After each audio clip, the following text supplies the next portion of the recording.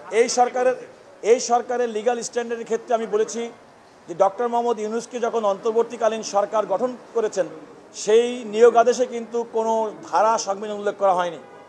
বরং আমি মনে করি যে এই যে অন্তর্বর্তীকালীন সরকার গঠিত হয়েছে, দীর্ঘ ফ্যাসিবাদ বিরোধী দীর্ঘ আন্দোলনের সমস্ত রাজনৈতিক দল এবং শক্তি এবং ছাত্র জনতার গণ আন্দোলনের মাধ্যমে জাতীয় ঐক্যমতের ভিত্তিতে এই সরকার প্রতিষ্ঠিত হয়েছে এবং আমাদের সংবিধানে এই ধরনের ক্রান্তিকাল এবং অস্থায়ী বিধান সম্পর্কে আমাদের যাই বলেন না কেন, পরবর্তী গণতান্ত্রিক সরকার প্রতিষ্ঠিত হওয়ার পরে এই সংবিধানে এই সময়কালটার অনুমোদনের প্রয়োজন পড়বে।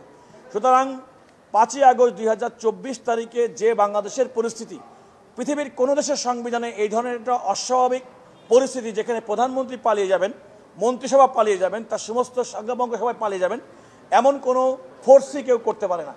এমন একটা প্রয়োজনে, রাষ্ট্রের প্রয়োজনে, নাগরিকদের নিরাপত্তার স্বার্থে, রাষ্ট্রের নিরাপত্তার স্বার্থে এবং সময়ের প্রয়োজনে এই সময় অন্তর্বর্তীকালীন সরকার গঠিত হয়েছে বাংলাদেশের মানুষের রাজনৈতিক দল, ছাত্র জনতা, আন্দোলনকারী, সুশীল সমাজ সবার ঐক্যমতের ভিত্তিতে।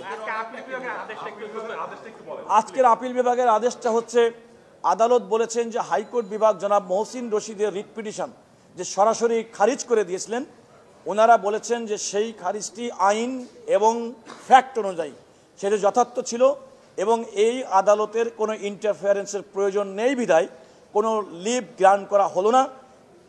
এই কারণে আপিল বিভাগেও তার এই আবেদনটি, লিভ পিটিশনটি সরাসরি খারিজ করে দিয়েছে।